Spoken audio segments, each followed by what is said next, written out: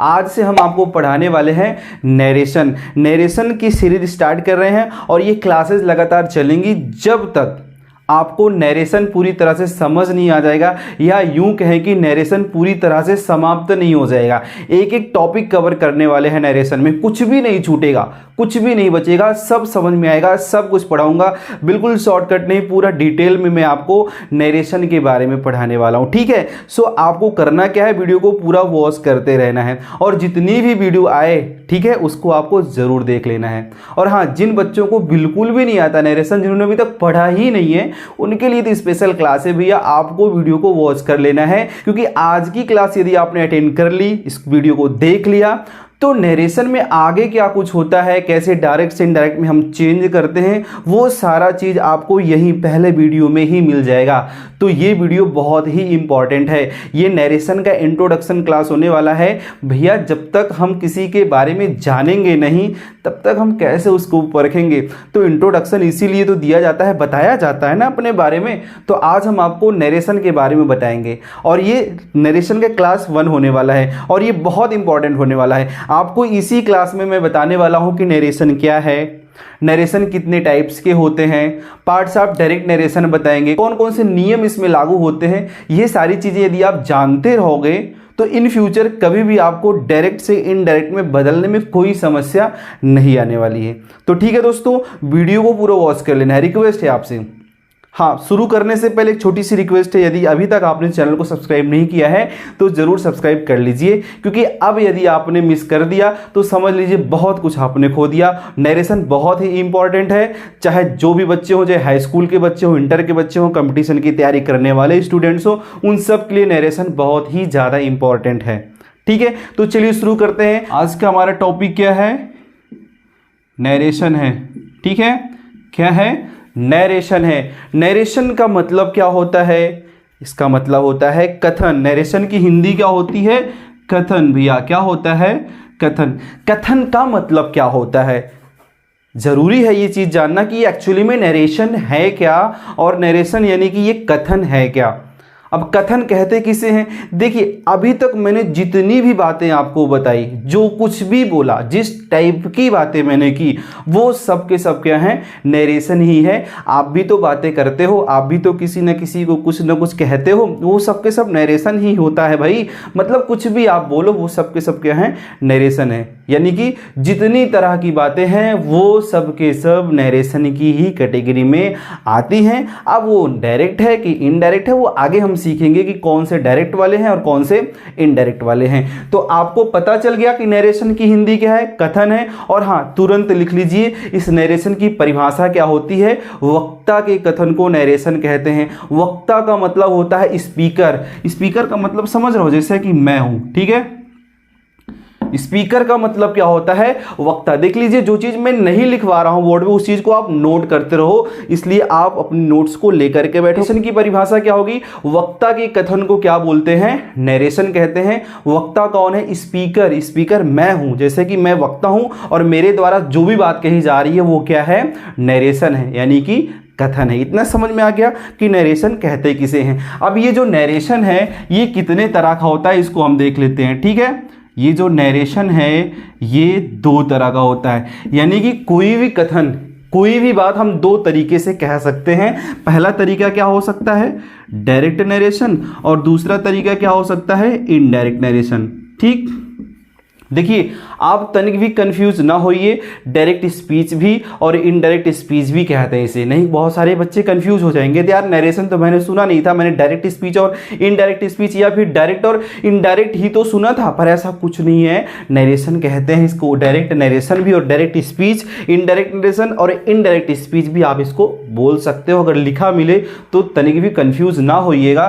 तो ये direct narration है और ये कैसा नरेशन है, इनडायरेक्ट नरेशन है। डायरेक्ट की हिंदी क्या होती है, प्रत्यक्ष कथन। क्या, प्रत्यक्ष कथन। और इनडायरेक्ट का अप्रत्यक्ष कथन। कॉपी कलम लेकर के बैठिए, जिस चीज़ को मैं बता के लिखवा रहा हूँ यानी कि बोल के लिखवा रहा हूँ उसको आप लिखते रहो, और जो चीज़ें मैं बोर्ड पे लिख रहा हूँ उसको तो आप तो आराम से लिख ही लोगे।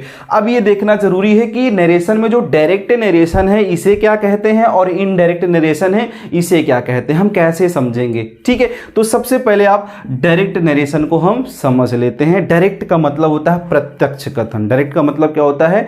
प्रत्यक्ष कथन, यानी कि स्पीकर के द्वारा कही गई बात, जैसे मेरे द्वारा कही गई बात आप सुन रहे हो और वही बात आप किसी तीसरे को जा करके बिल्कुल वही सेम टू सेम बता दो, तो वो कैसा नरेशन हो जाएगा? डायरेक्ट नरेशन हो जाएगा। फिर से एक बार, मेरे द्वारा कही गई बात या फिर आप जो कुछ भी बोलो। चलिए मैं कुछ चित्र के माध्यम से समझा देता हूं। यहां पे मैं कुछ चित्र बना देता हूं, देखो बन जाए तो अच्छी बात है। ये एक व्यक्ति है और यहां पे एक लड़की मैं बना देता हूं। ठीक है, अब इसके द्वारा कही गई बात ये लड़की सुन रही है, बात समझ रहे हो? ये स्पीकर है, ये क्या है? स्पीकर है। स्पीकर का मतलब क्या होता है? वक्ता। अब ये चित्र आप देख रहे हो, यहाँ पे ये जो लड़का दिख रहा है ये स्पीकर है। स्पीकर का मतलब क्या होता है? वक्ता। अब इसके द्वारा कही गई बात ये सुन रही है लड़की, अब ये जाकर के किसी दूसरे को बताए। ठीक है ना, अब दूसरे को बताने का मतलब ये है कि स्पीकर के द्वारा कही गई बात इसने जो कुछ भी सुना बिल्कुल वही बताए, कुछ भी ना बदलाव रखे, यानी कि इसने जो कुछ भी बोला है यहाँ पे कॉपी हो जाए और यहाँ पे आके क्या कर दिया जाए भैया? पेस्ट कर दिया जाए, चिपका दिया जाए बिना किसी परिवर्तन का, तो वो क्या होता है? डायरेक्ट नरेशन होता है। बात समझ में आ गया? तो चलिए इसके बारे में आप लिख भी लीजिए कि डायरेक्ट नरेशन कहते किसे हैं। ठीक है, जल्दी जल्दी अपनी कॉपी कलम को तैयार रखिए। चलिए डायरेक्ट नरेशन लिख लीजिए। वक्ता के कथन को, किसके कथन को? या वक्ता यानी कि स्पीकर। कथन का मतलब जो बात कही गई है। वक्ता के कथन को जब ज्यों का त्यों, ज्यों का त्यों को मतलब जो बोला गया है जैसे का तैसा बोल दिया जाए। जब वक्ता के कथन को ज्यों का त्यों लिखा जाए या फिर बोला जाए उसे ही कौन सा नरेशन बोलते हैं? डायरेक्ट नरेशन बोलते हैं। फिर से, जब वक्ता के कथन को ज्यों का त्यों यानी कि जैसे का तैसा, जो कुछ भी वक्ता ने बोला उसको वैसे ही किसी और से बोल दो, तो वो कैसा नरेशन है? डायरेक्ट नरेशन है। इसलिए इसकी परिभाषा क्या बनेगी? जब वक्ता के कथन को ज्यों का त्यों बोल दिया जाए तो वो डायरेक्ट नरेशन यानी कि डायरेक्ट स्पीच कहलाती है। चलिए एग्जांपल के माध्यम से हम समझ लेते हैं कि अब ये कैसा कथन है? डायरेक्ट नरेशन है, प्रत्यक्ष कथन है। डायरेक्ट नरेशन की पहचान है कि भैया जो रिपोर्टेड स्पीच होगा वो इन्वर्टेड कॉमा के अंदर क्या होगा? बंद होगा। जो प्रत्यक्ष कथन होगा, जिस बात को वक्ता ने बोला है उसको इन्वर्टेड कॉमा के अंदर बंद रखा जाएगा। जब भी आपको कोई भी वाक्य इन्वर्टेड कॉमा के अंदर बंद दिखाई दे तब समझ लीजिए वो वाक्य कैसा है? डायरेक्ट नरेशन है। डायरेक्ट नरेशन की पहचान क्या है? कि वे वाक्य इन्वर्टेड कॉमा के अंदर बंद होते हैं। बात समझ में आ गई? तो ये डायरेक्ट नरेशन है। अब चलिए हम देख लेते हैं इनडायरेक्ट नरेशन को। अब इनडायरेक्ट नरेशन का मतलब ये होता है कि आपके द्वारा कही गई बात कोई दूसरा व्यक्ति सुनता है और वह दूसरा व्यक्ति किसी तीसरे व्यक्ति को जाकर के बताता है, लेकिन अपने स्टाइल में बताता है, अपने तरीके से बताता है। आपने जो कुछ भी बोला है वो व्यक्ति ने बात सुना और उस व्यक्ति ने जब बात सुना तो किसी तीसरे को जाकर के बोला, तो उसमें क्या हुआ? इनडायरेक्ट नरेशन हुआ। कैसे हुआ? क्योंकि वो व्यक्ति ने अपने तरीके से उस बात को बताया। भले ही अर्थ वही है जो आपने बोला है, लेकिन वहां पर उस व्यक्ति ने अपना तरीका लगा दिया, तो वो नरेशन कैसा हो गया? इनडायरेक्ट नरेशन हो गया। चलिए इसका एग्जांपल देख लेते हैं। ही सेड को हम चेंज नहीं रखेंगे। देखो, he said that he was busy. He said that he was busy. अब ये है एग्जाम्पल इसका। अब यहां पे देख सकते हो फर्क दिखाई दे रहा होगा, इन्वर्टेड कॉमा इसमें हट गया है। तो इनडायरेक्ट नरेशन की मैं आपको परिभाषा बताऊं, जब वक्ता के कथन को अपने तरीके से कहा जाए। समझ रहे हो? जब किसी के द्वारा कही गई बात को हम अपने तरीके से प्रस्तुत करते हैं तो वो कथन इनडायरेक्ट नरेशन कहलाता है, यानी कि अप्रत्यक्ष कथन कहलाता है। अब इसकी मीनिंग निकालो। वह बोला आई एम बिजी, मैं व्यस्त हूं। वह बोला मैं व्यस्त हूं, तो यही बात आप किसी और से बोल दो, बिल्कुल ऐसे ही बोल दो, तो वो डायरेक्ट नरेशन होगा। लेकिन यही बात आप अपने शब्दों में जब बोलोगे, अपने तरीके से बोलोगे, तो क्या होगा? वह बोला कि वह बिजी था, वह व्यस्त था। इसमें आपने क्या देखा? इनडायरेक्ट नरेशन में वक्ता के कथन का क्या बदलता है? तरीका बदलता है लेकिन अर्थ नहीं बदलता है। बात समझ रहे हैं? जब भी हम इनडायरेक्ट नरेशन में डायरेक्ट नरेशन को चेंज करेंगे तो इनडायरेक्ट नरेशन में अर्थ नहीं बदलना चाहिए, बस बात बताने का तरीका बदलना चाहिए। तो ये डायरेक्ट नरेशन और ये कैसा नरेशन है? इनडायरेक्ट नरेशन है। आई होप कि इतना आपको समझ में आ गया होगा। ठीक है, अब थोड़ा आगे बढ़ते हैं और हम सीखते हैं कि जो डायरेक्ट नरेशन है इसके कितने भाग होते हैं, यानी कि ये जो आपको डायरेक्ट नरेशन दिखाई दे रहा है इसमें कुल कितने भाग हैं। आपको ये दिख रहा होगा, ये सारी चीज़ें दिख रही हैं, तो इसको भी तो हमें जान लेना ज़रूरी है ना भाई। अगर हमें ये चीज़ें नहीं आएंगी तो हम किसी को बता कैसे पाएंगे। बहुत सारे ऐसे स्टूडेंट्स और टीचर मिलते हैं जो आपसे कुछ ना कुछ छोटी छोटी चीज़ें निकाल करके पूछते हैं। वो जानने की कोशिश करते हैं कि क्या सचमुच में आपको आता है या आपको जिसने पढ़ाया है वो अच्छा पढ़ाया है कि नहीं पढ़ाया है। तो चलिए हम सीख लेते हैं parts of direct narration. Parts of direct narration का मतलब ये होता है कि जो आपका प्रत्यक्ष कथन है, डायरेक्ट स्पीच है, उसमें कुल कितने भाग होते हैं। तो उसके लिए हमें क्या करना पड़ेगा, एक एग्जाम्पल लिखना पड़ेगा। तो यहाँ पर देखो लिखा है he said I am busy. अब इसमें हमको सीखना है, देखना है कि इसमें कितने कुल मिलाकर के भाग हैं, कितने पार्ट्स हैं इसके। तो आप देख लो, ये आपको कॉमा दिख रहा होगा, कॉमा के इस तरफ के पूरे भाग को क्या बोलेंगे ये हमें सीखना है। उसके बाद यहाँ पे ये इन्वर्टेड कॉमा दिख रहा है ना, क्या दिख रहा है, इन्वर्टेड कॉमा दिख रहा है, इसके अंदर के पूरे भाग को हम क्या बोलेंगे, ये सारी चीज़ें हमें सीखना है।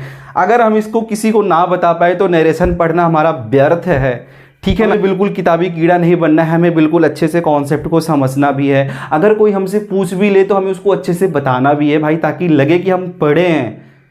ठीक है, या ये जो आपको कॉमा दिख रहा है, ये कॉमा दिख रहा है, कॉमा के इस तरफ के पूरे भाग को बोलते हैं रिपोर्टिंग स्पीच। क्या बोलते हैं इसको? बोलते हैं रिपोर्टिंग स्पीच। ओके, और यहाँ पे जो लिखा है ही, इसको बोलते हैं रिपोर्टर। क्या बोलते हैं? रिपोर्टर बोलते हैं। ही क्या है? सब्जेक्ट है। अब ये क्या दिख रहा है आपको? वर्ब। सेड क्या है? वर्ब है, इसको बोलते हैं रिपोर्टिंग वर्ब। समझ में आया? इसको क्या बोलते हैं? Reporting verb. तो इस पूरे के पूरे भाग को हम बोलते हैं रिपोर्टिंग स्पीच, और इसमें जो सब्जेक्ट होगा उसको बोलते हैं रिपोर्टर। इसकी हिंदी होती है वक्ता। ठीक है, और इसके द्वारा जिस वर्ब का प्रयोग किया जाता है उसको बोलते हैं रिपोर्टिंग वर्ब। बहुत सारे बच्चे इस पूरे के पूरे भाग को रिपोर्टिंग वर्ब बोलते हैं, सो इसमें कोई गलती नहीं है, बोल भी सकते हो, पर इसको आप रिपोर्टिंग स्पीच ही बोलोगे। ठीक है, तो यहां पे आपने देख लिया कॉमा के इस तरफ के पूरे भाग को रिपोर्टिंग स्पीच कहते हैं। और हाँ, यहां पे टू प्लस ऑब्जेक्ट भी दिखाई दे सकता है। जब यहां पे सेड के बाद यानी कि रिपोर्टिंग वर्ब के बाद कोई ऑब्जेक्ट आएगा तो टू प्लस ऑब्जेक्ट आएगा। ठीक है, वो इन्वर्टेड कॉमा के इस तरफ ही रहेगा। बात समझ रहे हो, यानी कि कॉमा के इस तरफ रहेगा, इन्वर्टेड कॉमा के अंदर नहीं रहेगा। तो चलिए अब इस तरफ चलते हैं। इतना समझ में आ गया? इस कॉमा के इस तरफ के पूरे भाग को क्या बोलते हैं? रिपोर्टिंग स्पीच कहते हैं। और यहाँ पे जो करता है, जो सब्जेक्ट, इसको रिपोर्टर बोलते हैं, और इसके द्वारा जिस वर्ब का प्रयोग किया गया उसको रिपोर्टिंग वर्ब कहते हैं। और यहाँ पे देख लो, इसके पूरे भाग को क्या बोलेंगे? इन्वर्टेड कॉमा के अंदर के पूरे भाग को बोलते हैं रिपोर्टेड स्पीच। क्या बोलते हैं? रिपोर्टेड स्पीच का मतलब होता है इसके द्वारा, यानी इस कर्ता के द्वारा जो भी बात बताई गई है, जो भी बात कही गई है, उसको आप किसके अंदर रखोगे? इन्वर्टेड कॉमा के अंदर रखोगे, इसीलिए इसको बोलते हैं रिपोर्टेड स्पीच। ओके, इसमें आपको एक वर्ब दिखाई दे रही है जो एम है, इसको बोलते हैं verb of reported speech. I hope कि इतना आपको समझ में आ गया होगा। तो चलिए इसमें कुछ चीज़ों को हम निकाल लेते हैं। ज़्यादा देखने को कौन मिलता है? रिपोर्टर सबसे पहले हम देखते हैं, बात समझ रहे हो। उसके बाद आता है रिपोर्टिंग वर्ब, ठीक है। उसके बाद आता है रिपोर्टेड स्पीच, और उसके बाद चौथा कौन सा है? Verb of reported speech. इतना समझ गए? ये चीजें देख रहे हो, रिपोर्टर और रिपोर्टिंग वर्ब होता है रिपोर्टिंग स्पीच के अंदर। किसके अंतर्गत? जो आपका रिपोर्टर और रिपोर्टिंग वर्ब है किसके अंदर होगा? रिपोर्टिंग स्पीच के अंदर। ये देख रहे हो यहाँ पे, ये रिपोर्टिंग स्पीच है। रिपोर्टेड स्पीच और वर्ब ऑफ रिपोर्टेड स्पीच किसके अंदर होगा? वो होगा रिपोर्टेड स्पीच के अंदर। इतना आपको समझ में आ गया ना? आशा करते हैं कि आपको इतना पूरा समझ में आ गया होगा। तो ये रहा नरेशन का इंट्रोडक्शन क्लास। यहाँ से आपने सीखा ना, नरेशन कहते किसे हैं, नरेशन कितने प्रकार के होते हैं और पार्ट्स ऑफ डायरेक्ट नरेशन। ये आपके लिए बहुत ही इंपॉर्टेंट वीडियो है, इसको आपको पूरा पढ़ लेना है, याद कर लेना है, समझ लेना है, तभी आगे की क्लास आपको नरेशन की समझ में आएगी। समझ रहे हैं? तो ये अच्छे से आप समझ लीजिएगा। इसकी नेक्स्ट वाली क्लास में हम देखेंगे कि कितने तरह के वाक्यों को डायरेक्ट से इनडायरेक्ट में हम बदलते हैं और कुछ नियम के बारे में पढ़ेंगे, जैसे कि सामान्य नियम हो गया, विशेष नियम हो गया। सामान्य नियम को हम कवर करेंगे, एक एक चीज़ आपको अच्छे से पढ़ लेना है दोस्तों, ठीक है। आशा करते हैं कि आपको वीडियो पसंद आया होगा। पसंद आया तो लाइक करिए, शेयर करिए, और हाँ, जो कुछ भी आपको नहीं समझ में आया तो कमेंट करके ज़रूर पूछिए। मिलते हैं नेक्स्ट वीडियो में। जाते जाते एक छोटी सी गुजारिश फिर से है, अभी तक आपने हमारे चैनल को सब्सक्राइब नहीं किया है या फिर हमारे चैनल पर नए हैं तो सब्सक्राइब ज़रूर कर लीजिए। ओके, चलिए विदा लेते हैं आपसे। आप अपना बहुत ख्याल रखिएगा। All the very best.